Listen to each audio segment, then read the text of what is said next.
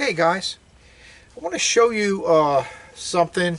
Try to get as much on the video as I can for you. I came across these floats and I like them a lot. There's a weight in it, and that's what I like about it. It's enough weight here. It's not too heavy, but it's enough where you can get you a good far cast if you needed to get your cast kind of far. That's what I like about it. Some of the places I fish, you know, from the bank and the shores and on piers, you got to get out of a certain distance where the ground maybe starts to go down. You know, the surface goes down, and you know that's where fish like to hang out. Places like that. So I got this, and I want to. I had some trouble. I had quite a bit of trouble with it. Let me get my other pole out. I got one that I have hooked up and ready to go.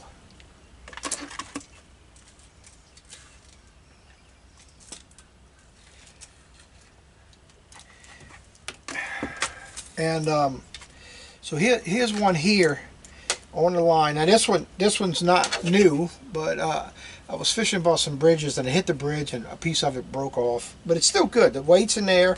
Still use it till I can't use it anymore. I want to show you something maybe with this. Now, I was having a problem when I would cast it.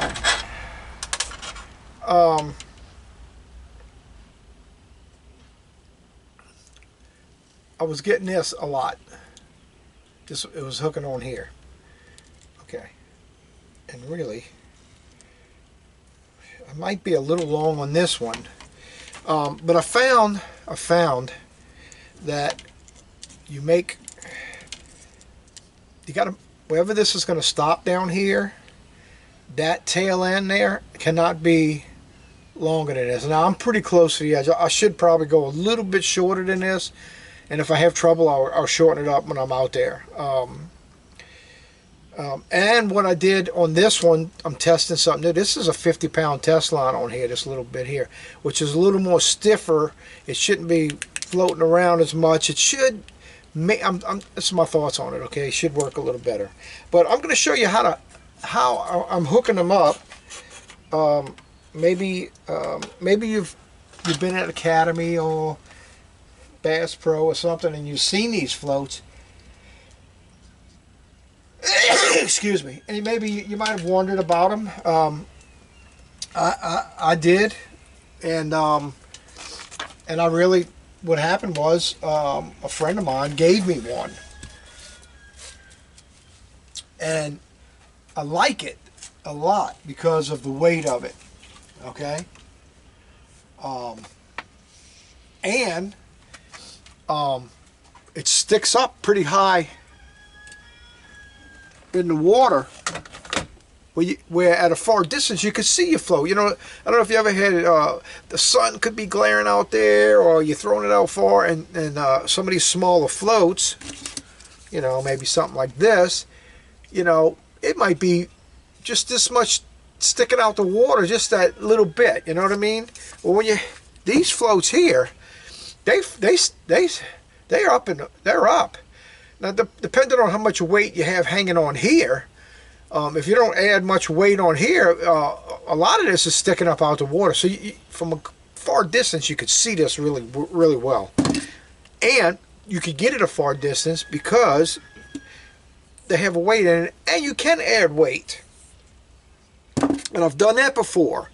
And matter of fact, I should have probably done that on that other pole. But anyway, what I'm going to do, I'm going to show you what I'm going to do, and I'm also going to show you now. This is what you call a slip float, right? Now, if you're not familiar with that, you put your line through there, and it could move along your line. Okay, and the purpose for that is you can set yourself a bobber stopper so that it stops. So that means you can adjust on your pole. You can adjust the depth of it. You can go, you know, if you needed to go 20 feet, you can. And even though it rolls up into your reel, it passes through your eyes. You can still cast it. It works fine for any depth. Like we were fishing 10 feet one time and catching speckled trout, using these, going 10 feet deep, and was able to adjust. And you got to check it from time to time. Sometimes it might get hung up on the eye and move a little bit, so you just keep an eye on it and check it. But I'm going to show you a little remedy for that I found too, that would cause it to move. It'd be harder for it to keep on sliding. Okay, it's just making more wraps around the line. But I'll show you how that's done. But now, so the holes on here are nice size. So we have to use a couple of different size beads to make this work. So let me get my beads out.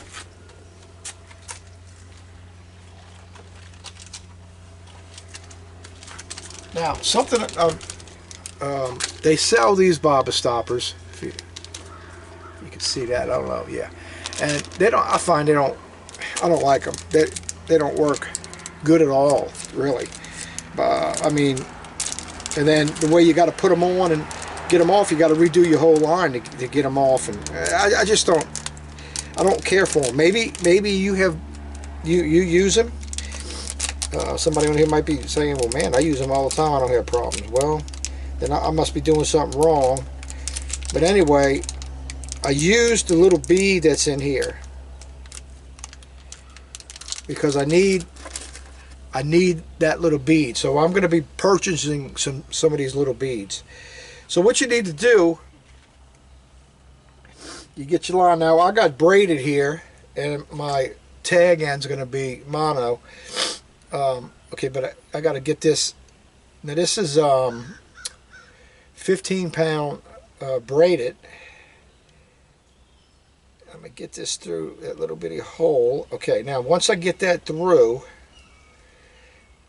now what that one's going to do, that's going to stop me when I make my bopper stopper on here. This is going to be able to bump up against that. If you use some of the bigger bead, they'll go over it, okay? And then and this little bead could possibly, I never tried it, could maybe go in that hole. So you have to add a larger bead. So what I do is I had bought a little pack at Walmart of these beads. These red ones, and I have some white ones or some off color white like that I use on the bottom up against the white side, just to keep that away. But anyway, so now I'm going to take this bead and put this bead on. Okay, now this is the hardest part, especially when you have braid, is getting this through that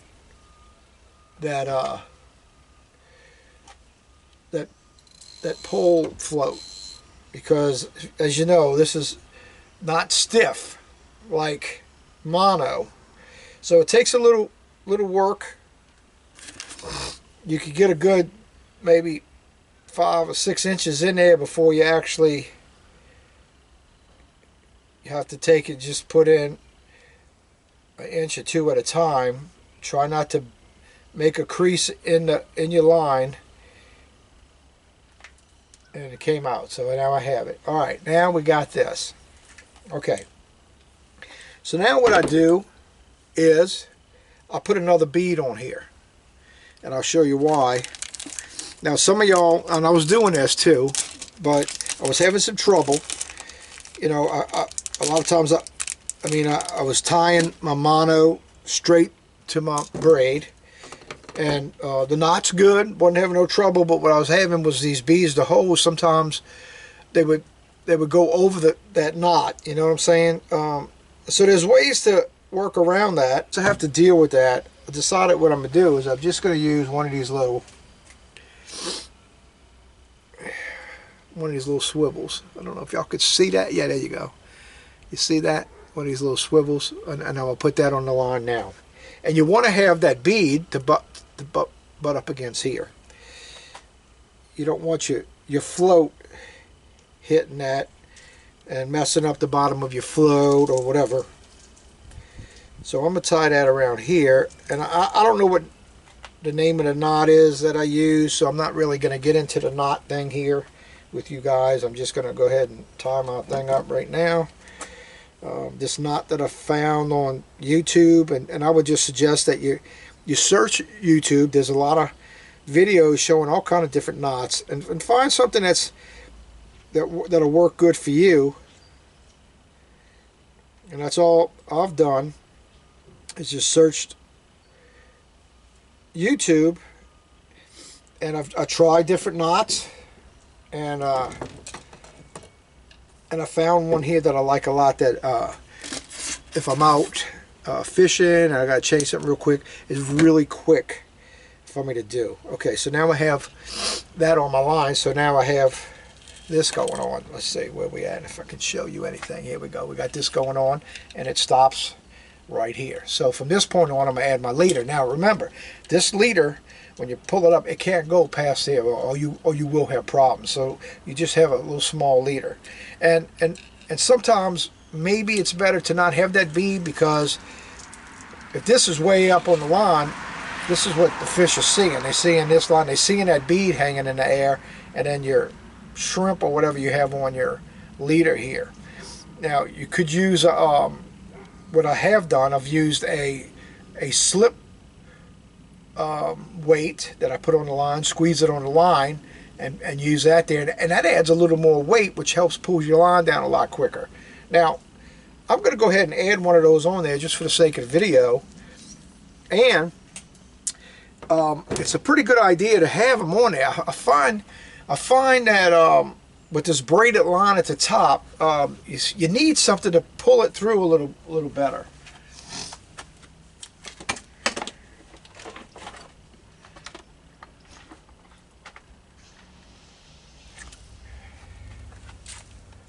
So one of these little slotted weights,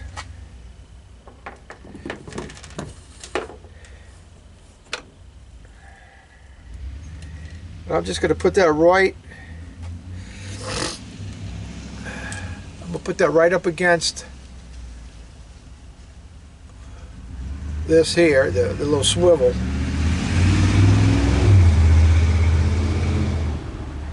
Let me get my pliers holding this.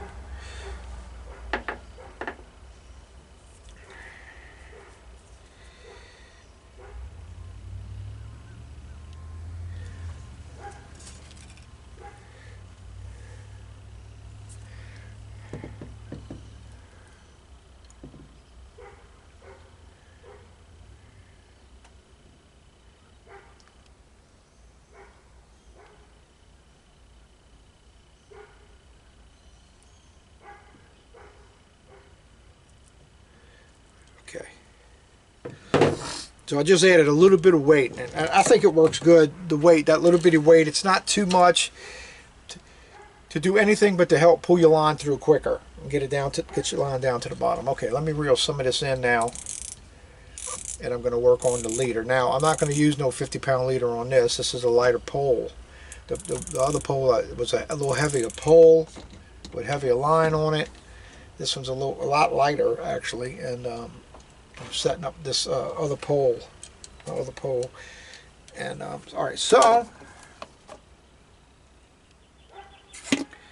now we're on the leader side of this pole float, and I have on here 15-pound braided line on my pole. What I'm going to use, I'm just going to use some 12-pound mono. That's why it's good to keep all these little your little reels that you have left. You save some of that stuff, because you could use it for making leaders. You know, you could quit buying, because look, when I first started fishing, I was buying the hell out of leaders. you know, and it gets expensive, especially when, you know, when you start losing stuff, you know, it's one thing, you know, like I don't have a job.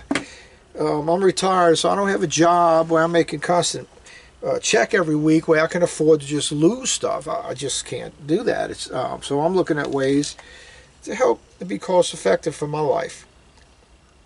It'd be easier to go buy Leaders Made. I get it, but that's not where I'm at in my life. I can't do that. Okay, so let me put me a knot on one end on here. Now,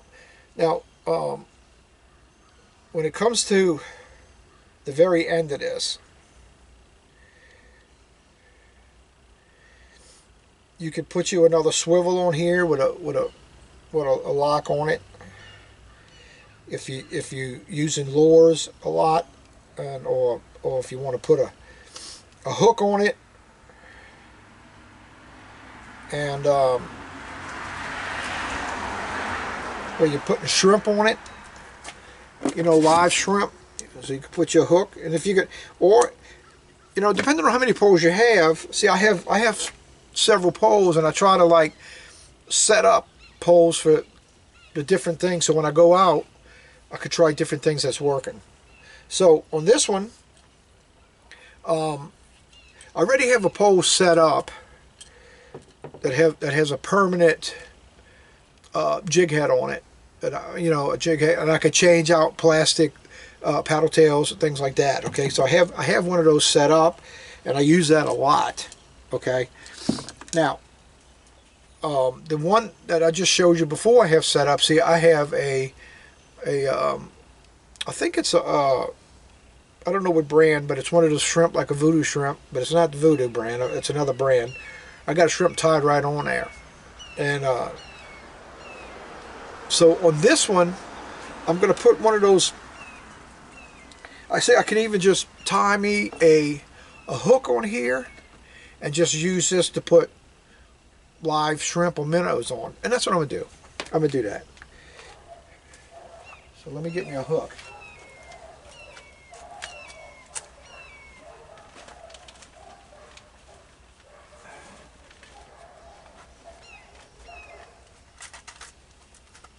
Now, like for fishing, basically everything I fish for, I use I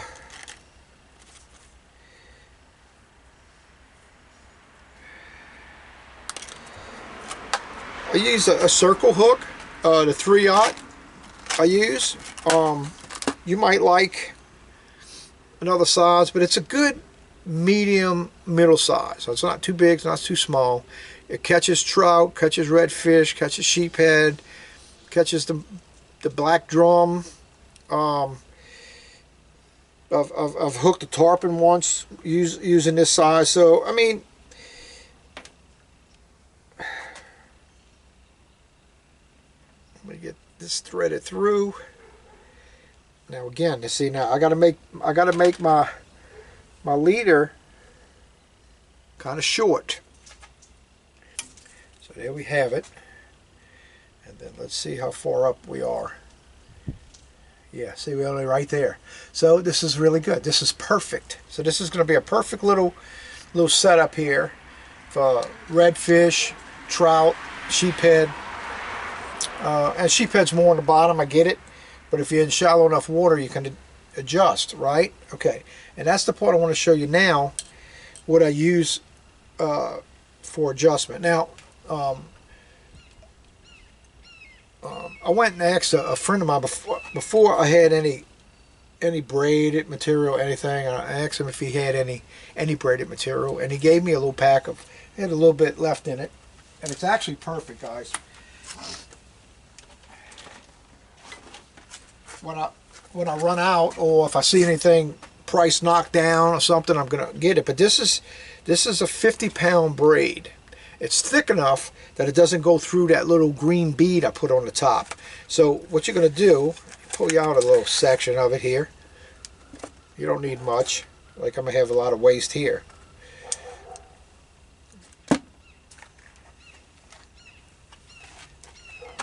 Now this is the bopper stopper, and let's see if I can get my camera down on here so y'all can see this. And I don't know, hopefully my hands won't get in the way or whatever. Okay, so you get on your line. See, right here you got the 2 beads. You got that little bead. So you're going to get on this line right here. And you, now, I'm hoping you guys can see this. So what I do, you just make a loop. Make a loop. Okay? And then you got your tag in here. Right? And what you want to do is you want to go around your line and your loop minimum 5 times.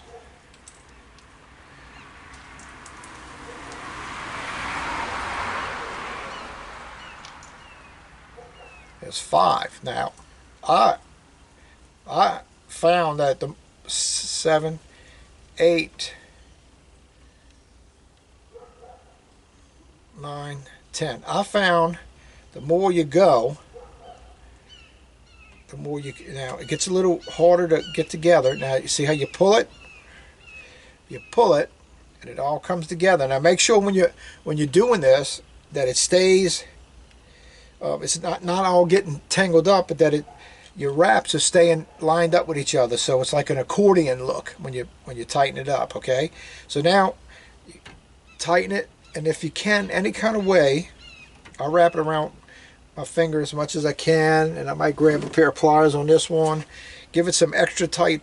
The tighter the better, and the longer it's going to last for you. And you kind of give some quick jerks, that way you know it's tightening up. Okay, so now we have this on here, and this is going to be how I adjust my height, my depth.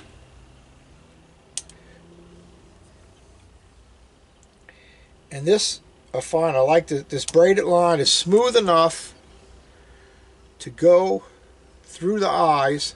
I try to cut as much as this off, close to I can get, so nothing gets hooked up.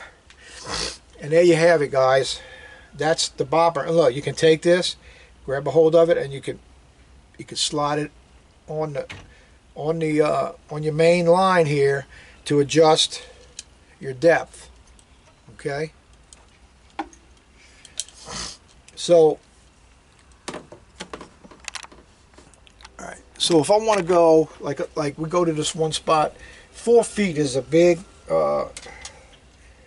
is the magic number there. Let's say. So you grab a hold of your the pole float. Okay.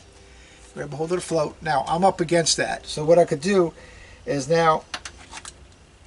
So. See, I'm only like maybe 3 feet, so I want to slide this up another foot, and let me see how that looks. It ain't got to be exact. I mean, you know, there we go. That right there is where we at. There we go. That's now your measurement's not to up here; it's to right here. I could still afford to go up a little higher. Okay. I probably need to drop some line down. Let me see something. I need a little more line drop down so I can do this for you guys a little bit. Okay. Alright, so let me back up too. See, now I'm holding this up, putting my line, touching my hook to the ground. So from the ground to right there, almost 4 feet. Let me come up some more.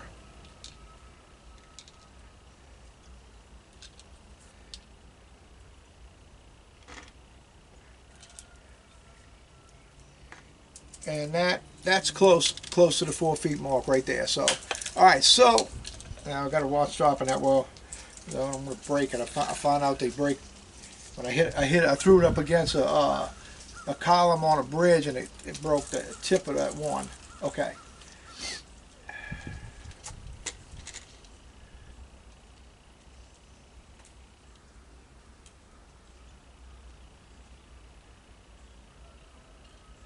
I see something going on here I don't like. Okay, I gotta squeeze this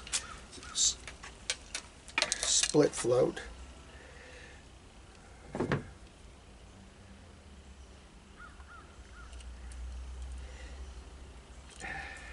right. Okay, so even though now you see I reeled up my line some, went through, there's the little stopper right there. You know, it'll go through, it'll even reel on your reel. So if you got to go, we were fishing somewhere, we needed to be like 10 feet deep is when we were catching them. And so this thing went all the way through and it was reeled up in my reel. You know what I mean? It was up in here. You could see it. It's like, wow. And then it casts. It works fine, guys. It works fine. So I just want to show you that. I know I'm not in the best conditions. I'm not set up in a little shop at a work table to show you how to do all this. I'm outside by my truck. Getting things set up and ready for the next trip, next fishing trip, because I don't like to just have you know, working on my stuff when I'm out there. I like to already have my stuff good and all done.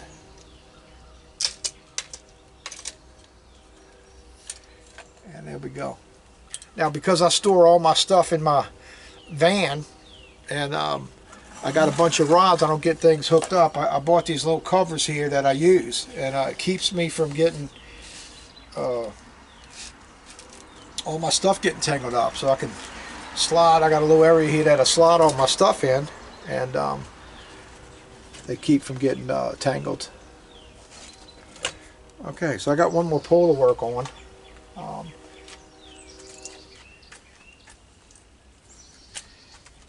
I had to cut my line yesterday, so I'm going to work on this pole. I'm setting this pole up to just be able to, I'm going to put a jig head on it, and that's going to only be the weight that's on it. It's a real lightweight pole.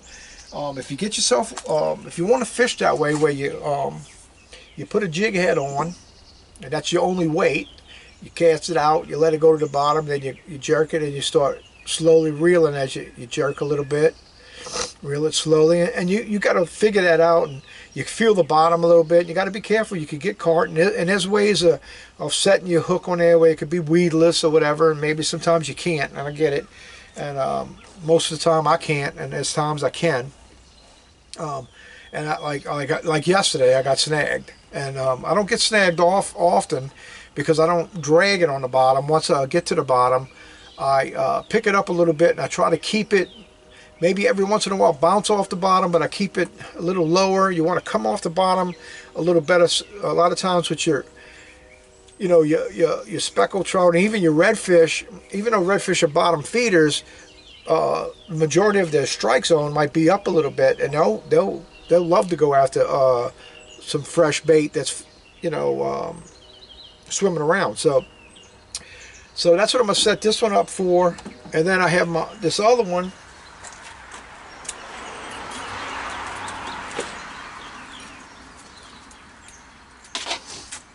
Set up, and I have one of these. Now this is not a Four Horsemen, guys. This is a voodoo float that makes that noise when you pop the cork, you know. And I got that set up on this pole, and so this is good like it is. And I have 15-pound mono, but on here I don't use a swivel. I have my mono and my braided mono tied together there, and I have me a leader's probably, I don't know, maybe, you know, I don't know, 12 to 15 inches, and I do a little longer. That way, if something happens and I cut it, well, what happens? Not cutting it, you might get stuck, and you could pull on it. This will break before you braid it will, and that way you can still, maybe depends where it breaks. A lot of times it'll break close to your hook area, and you still have enough leader material on here. You just tie another hook on, and it doesn't always work that way, but it does quite often, and I'm able to you know, get it changed out quick, right? Okay, so this has a hook on it for putting plastics on, and for using live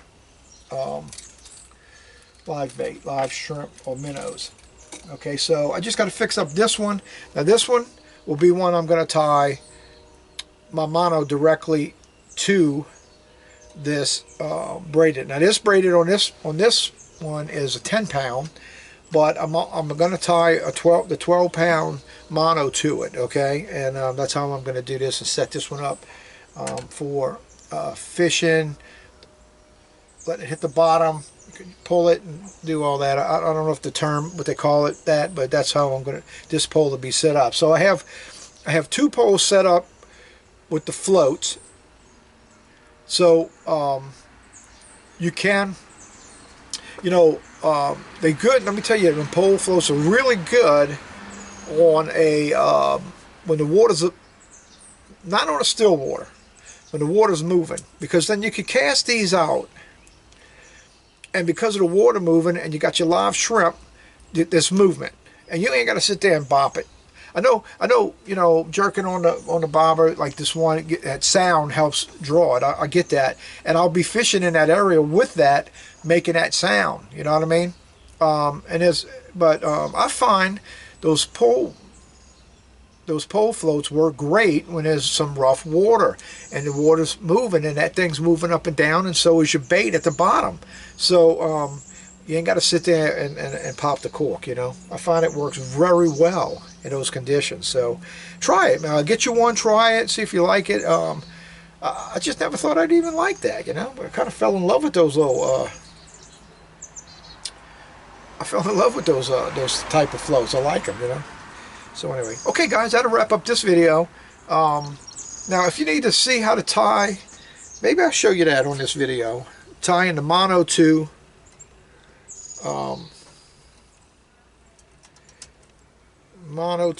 braid, right?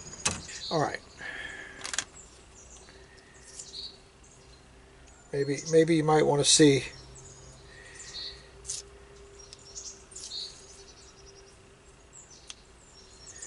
You might want to see a good way to do it. Now, see on here, let me just show you. I have a bopper stopper on there, and you know what?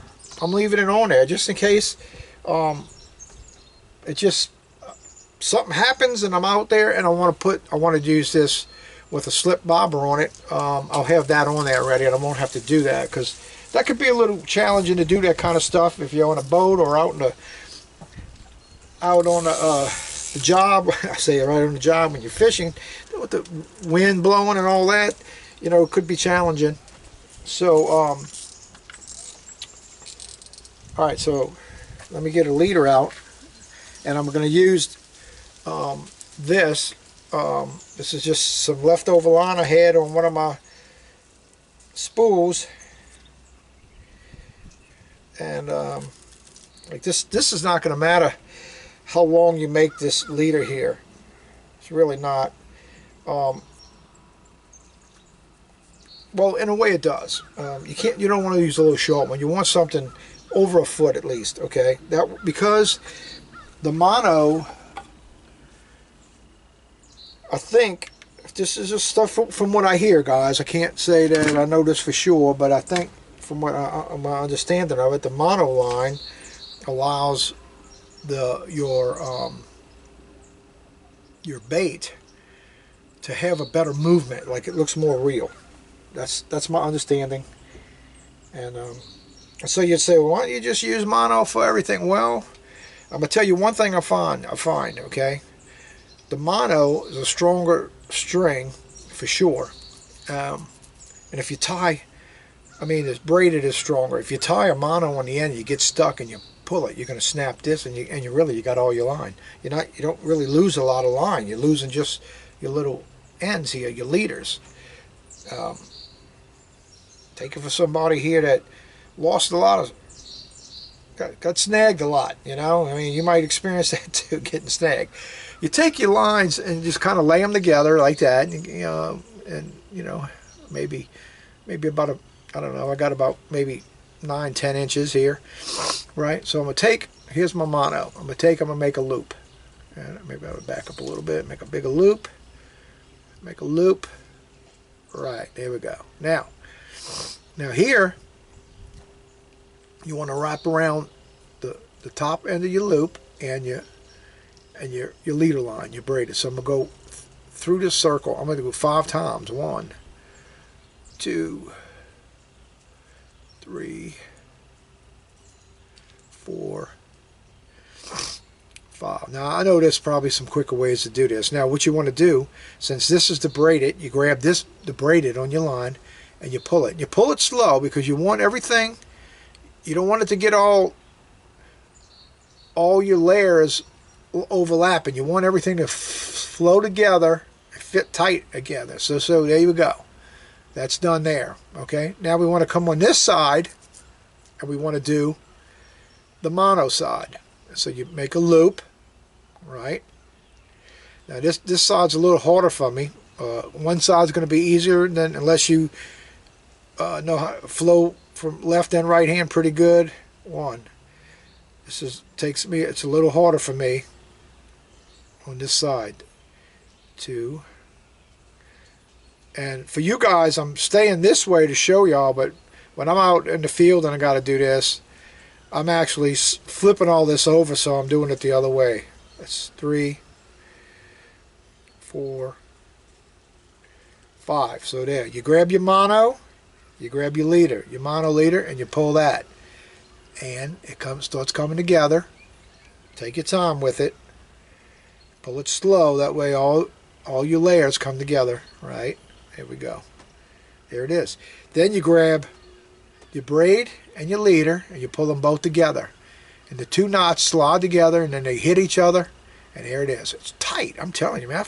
I pulled in some nice size redfish already. I was worried about this. I know, not no more.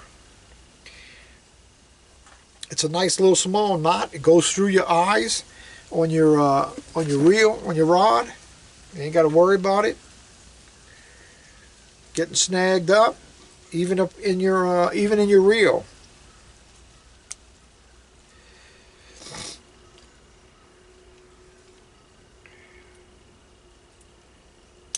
All right. Now what I'm going to put on here, now this matters too, your size of your jig head, depending on I guess what you're fishing for and where you're fishing or how big of a hook. I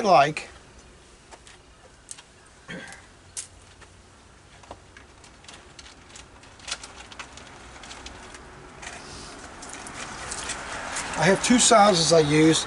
I have the quarter inch and I have the 3/8. I'm gonna put the 3/8 on here.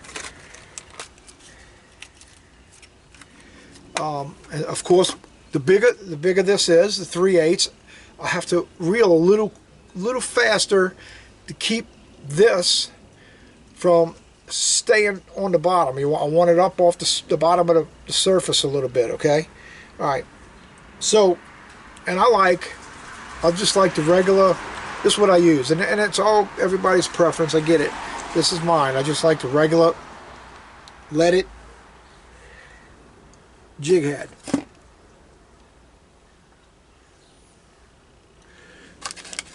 I could show you. Let's see if I can show you the knot I use, because it goes real fast. I put it through. I put it through. I got to get it through. Okay. Now what I do, like this is I guess they call it the tag end, right? The loose end. Now what I do is I put this between my first finger and my second finger, and then I pull quite a bit just to get me enough here. And what I'm going to do, I'm going to take this tag end, I'm going to wrap this around my 2 fingers, 1, 2. All right. Now what you want to do is grab, this is your leader, your line. Grab this at this point with your loops, and then you want to pull it all together up here at the top. Not all. You're going to have 2 lines at the bottom, and this is my tag, and you want to have your tag in and everything. You're going to have four lines at the top. One of them's your tag, one of them's this, and the 2 of them is the 2 loops that you made. Okay, so you're going to take that, then you're going to take your tag in here, and I'm telling you, 3 times is all you got to go.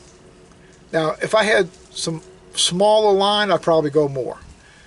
12 and above, well, when you get to 50, you only need to go like 2 loops. I'm telling you, three loops. Hold on to that, pull it easy, as it starts to get together. Now, before you tighten that a whole lot, you know, you hear people all the time when you need to wet it. If you don't tighten it all the way, it'll slide real easy. You ain't got to wet anything. Just get it on there. Then once your little knot hits there, pull it tight, and that's it. It's done. It's done. You can't get no tighter than that. It gets tighter as you pull it. So every time you catch a fish, that little knot gets tighter. And then you want to cut the tag end off. You got to make sure you cut the right end. I mean, I went through that. Like I'm out in the field fishing, and you're hurrying, and then you accidentally cut the wrong line. Done that. Been there, done that. Okay. So that gives me now. I could put anything I want on here now, right?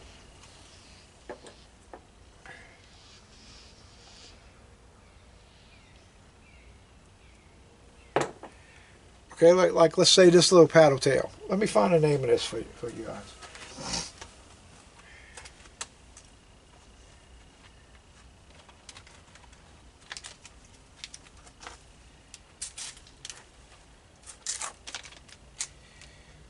This is a burner shad, they call it. Okay, it's the Big Papa Pearl. And I like it because the brown kind of blends in to me with the water. And then it's got blue specks all in it. The bottom's light. It's got a little fade in of the browns, real light. And then it gives you that chartreuse tail. I like it. I just got them. I hadn't really caught anything on them yet because I haven't. I went fishing yesterday. I might have caught one redfish on it. I like the way it looks. I'm going to be going fishing again soon. I'm going to be trying it again. I just like it. I like the blue things in it. And I'll show you one that I've caught a lot of fish on.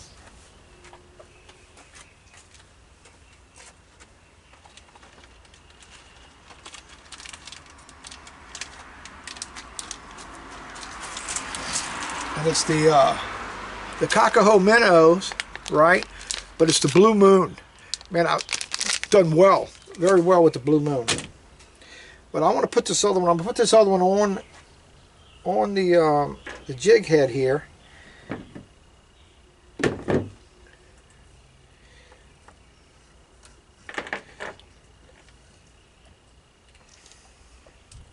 Now, when you put your plastic on a jig head, when you're finished, you want it to be straight looking, just like it looks right here. You don't want to have it on there. Excuse me a second. You don't want to have it on there and it's all crooked and bent and looking strange. You can't do that. Okay, they're not going to bite it. And they might, but you're going to get less strikes, okay? So you got to, when you put it on, you want to, first of all, on something like this, the hook should be coming out the top on this because it's flat here, okay? It doesn't have a split belly on it like some do. This is a full minnow or patty tail shad. And so what I want to do now is I'm going to come through here, through the middle, right? And as I make the turn here, that's about the spot where I want to come out. You don't want to push it too far because you want the thing to stay straight looking, see? Now, I find that the best thing to do is to twist this and to push it all the way on and then twist it back. And that way, it really holds good that way, see? See how it's straight, just like it is when it comes out the pack. All right? Okay, so.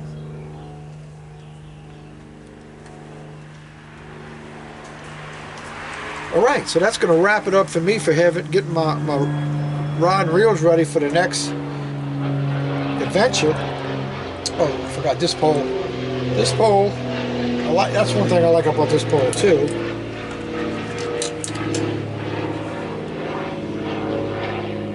So they got the little thing all the way down here to hook to. I like that. Okay, that's perfect. But I got to watch it. Sometimes I've grabbed down here and stuck myself. But I'm aware of it now with this pole. And let me me get my cover on it. Put it up.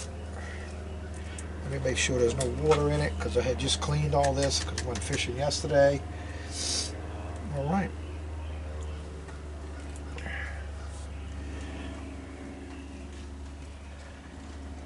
And there you have it.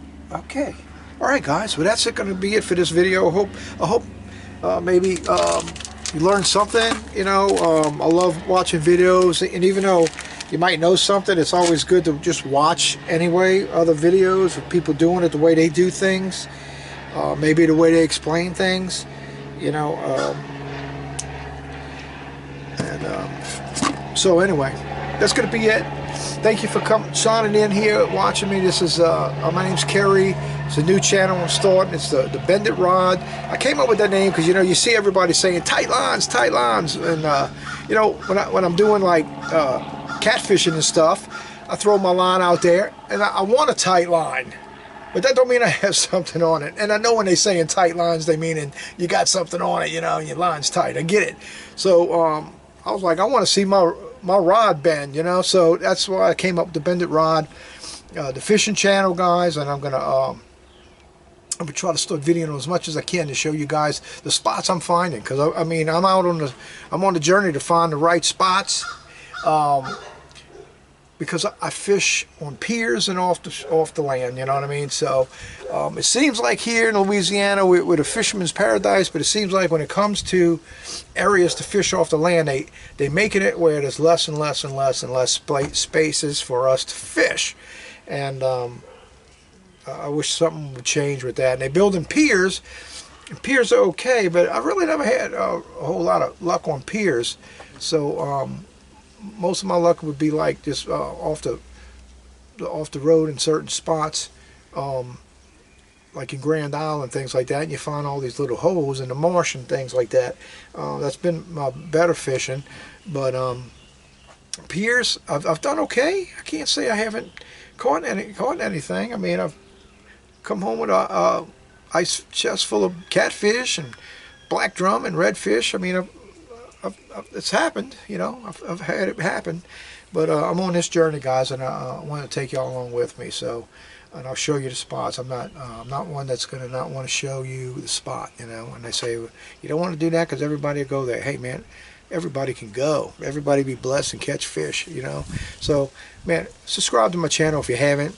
Share it with somebody if you can. If you know, say, hey, check this guy out, man, you know. And then in my description, I'm gonna have some links to my other stuff that I do. I do backyard homesteading, you know, and I got over 350 videos there.